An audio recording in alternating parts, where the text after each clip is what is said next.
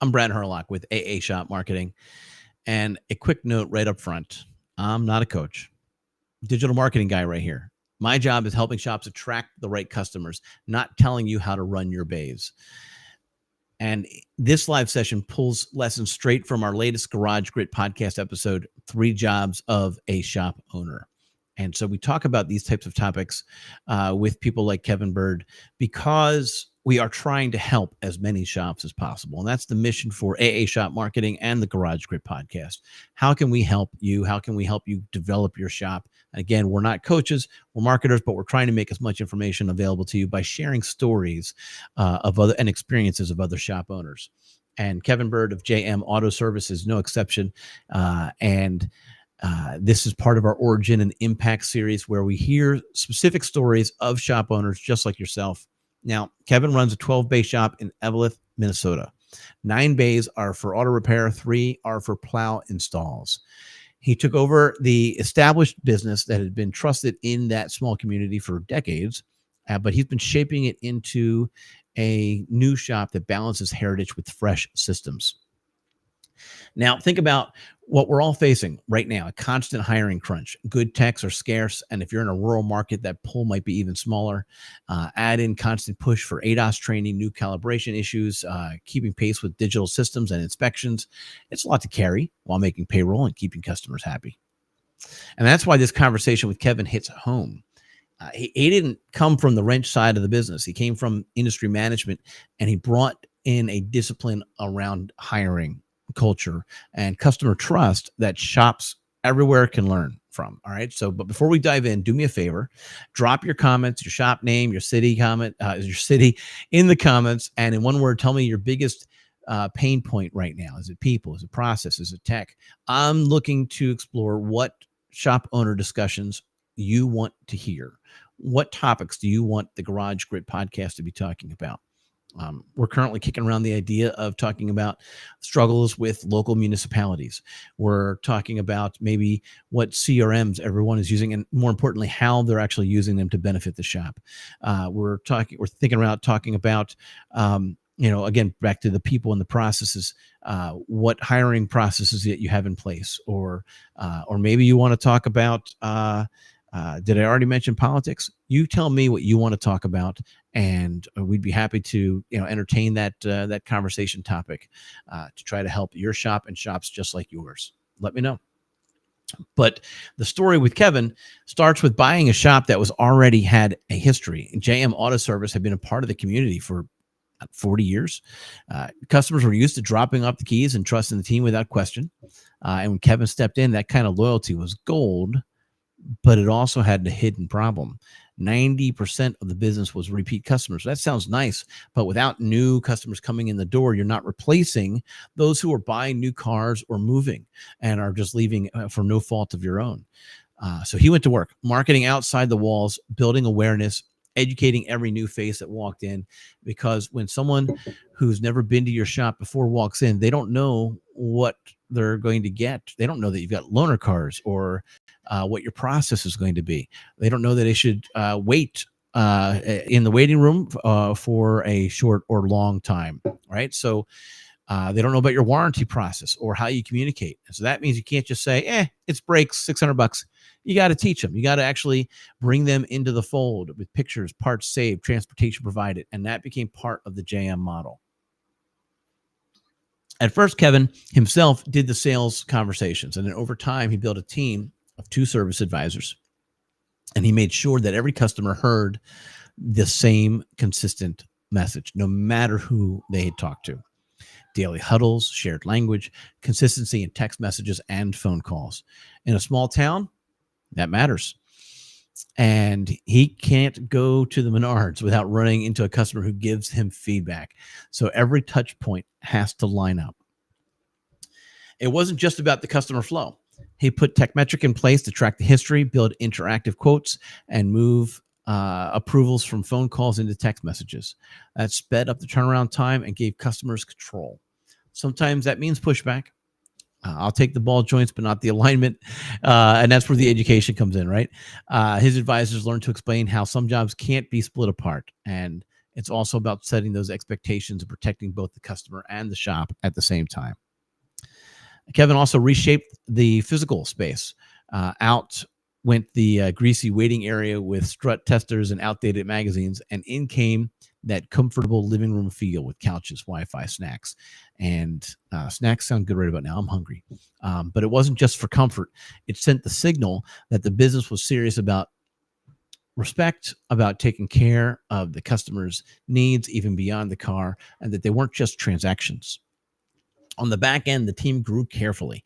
So 3 techs plus the owner to a broader mix, including the previous owner staying with the shop as an employee. And that was a very interesting and delicate balance. So if you want to check that out, go listen to the Kevin Bird episode. I want to say it is episode 31. So go check that out and hear how he was able to balance keeping on the old owner as an employee. Someone who built that place now following these new processes. Can you imagine? It took patience. It worked out because every change was explained as making the shop stronger. But that's the point here. The customer journey isn't about just fixing the cars. It's about how the shop communicates, what it feels like to walk in the door, and how consistently the staff backs each other up. If you want to be part of these kinds of conversations week in and week out, then you got to join the GarageGate podcast community. And you can hit the link in the bio and come and add your voice. But you can also just post questions right here in this community, in the Facebook community, and be a part of the conversation. But as I said, I'd love to talk to you to see if you'd be a fit to be on a panel, be a future guest. Let's get back to the Kevin story. Trust. And that's a theme we've heard multiple times, even from episode 30, I believe, or 31, where Bill from New York was talking about truth and trust. And Kevin echoed that. We're in the trust business. And he's right. Because when you're telling someone their car needs $2,000 worth of work, they need more than just words. They need proof. They need clarity. They need to make sure that they are taken care. With Techmetric, Kevin's team sends videos of the worn ball joints, the tires with nails, the brakes that wiggle. The customers can show those clips to whomever they lean on for advice, and that builds confidence. They're not just taking Kevin's word, they literally can see the problem. At the same time, Kevin learned not to overwhelm with too much data. Alignment printouts, for example, don't help most people. They just confuse them. So there's a balance act of how much information to share. And that reminds me of another podcast episode that we had where we actually talked about transparency in billing practices. And one of the panelists share very, very little, and it works for them. And others share extensive detail. So go check out that podcast episode on transparency. That's the title. And see if that helps your shop determine what's best for you. But that transparency doesn't mean burying customers with technical paperwork. It means giving them the right information for them to make a decision, and how much information might vary from customer to customer.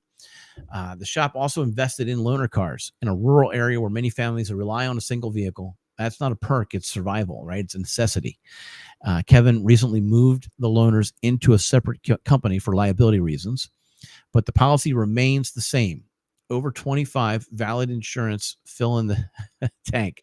Okay, so nothing flashy, just a practical transportation with a small logo. And Kevin and I chatted about whether you shout from the rooftops, courtesy vehicle, or just that small logo, so that customers aren't embarrassed to drive them. They're just grateful. Trust also shows up in transitions. When Kevin bought JM, the old owner stayed on, and his son also is turning wrenches there. That could have been awkward, but instead Kevin kept the name, the credibility, and slowly shifted the systems. No big under new management banners, just quiet consistency. And customers never had to wonder if their keys were safe or if the work would be solid. The name on the building carried on, and the process just continued to get sharper. He tells his customers same-day auto care is the vision, but in the woods, parts can be delayed. Key to the communication is, well, actually, the key is communication, isn't it? If the camshafts are in back order, the customer gets a loaner car and a clear plan. They know the cost, they know the timeline, and they know what the shop is doing to solve it. And that's the kind of directness is what turns hard news into trust instead of frustration. So think about your shop. What's on the line? What's next in the process development?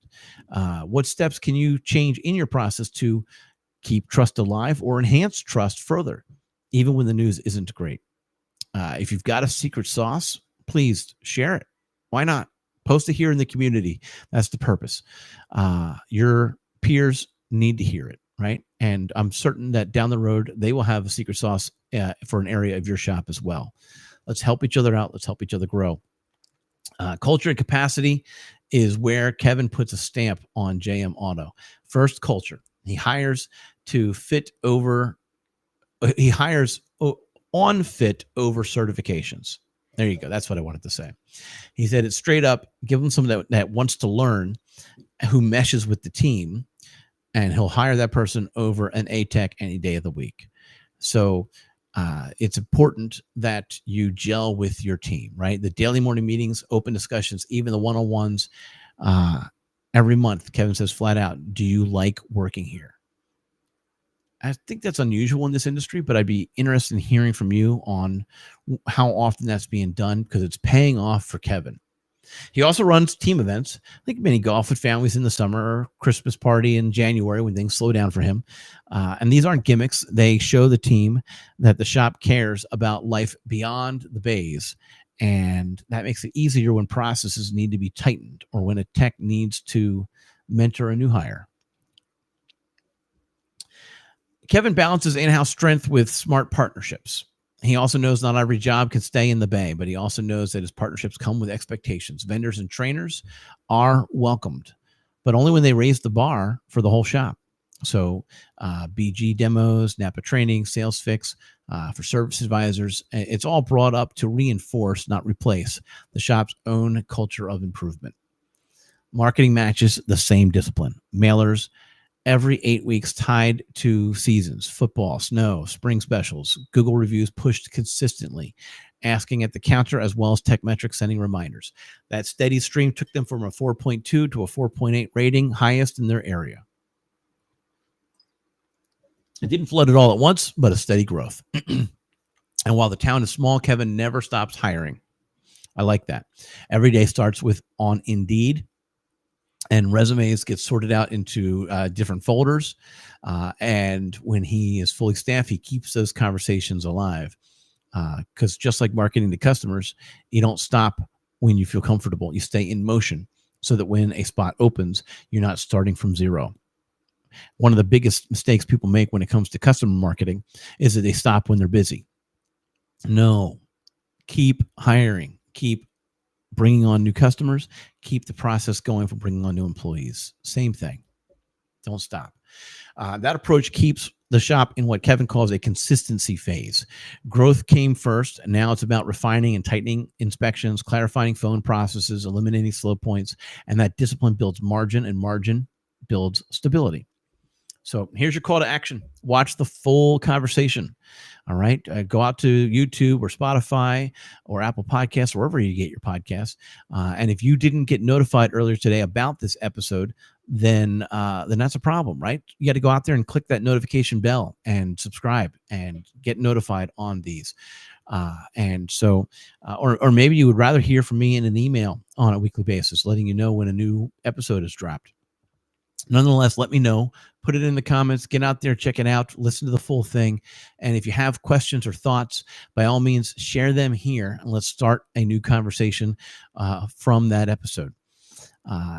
If you're ready to attract the right customers, and not just more cars, but the right type of customers, then check out aashopmarketing.com and head over where we are willing to give you your first free next step. There's no charge for that. We're happy to help as many shops as possible. We do have a new service where if you want a fuller evaluation, that's also an option. And you'll be seeing that shortly, and more to come on that. But in the meantime, there's no cost for that first step. Just go out to the website, aashopmarketing.com, and click on that free tip, and we'll do some research. It's not a generic one. It goes right back to your customers, your market, and your shop. We'll tell you what your next step is. But let's bring back the conversation to the Kevin Bird podcast episode. Truth builds trust. Customers don't need every detail, but they do need clear and honest explanations that they can repeat to a friend. Second, the relationship, but partner on the tasks. Let's see, own the relationship, but partner on the tasks. Use the tools, the vendors, and the systems to extend your ability without replacing your culture. Daily meetings, one-on-one team events. And I'm going to remind you again, I'm Brad Herlock, digital marketing of AA Shop Marketing, not A Shop Coach. At AA Shop Marketing, our focus is simple. We're helping shops like yours attract the right customers and book the jobs that you need to be profitable. In the meantime, I'm trying to make sure that you're sharing as many shop owner experiences and conversations with each other, again, to try to help as many shops as possible. And now it's your turn. What is the single takeaway that you're going to apply this week? I dare you to post that, and I dare you to post in a week or two later on how it went. And what topic do you want to hear next on the Garage Grit Live or a future episode of the Garage Grit Podcast? Thanks for spending time with me today. Let's grow stronger together.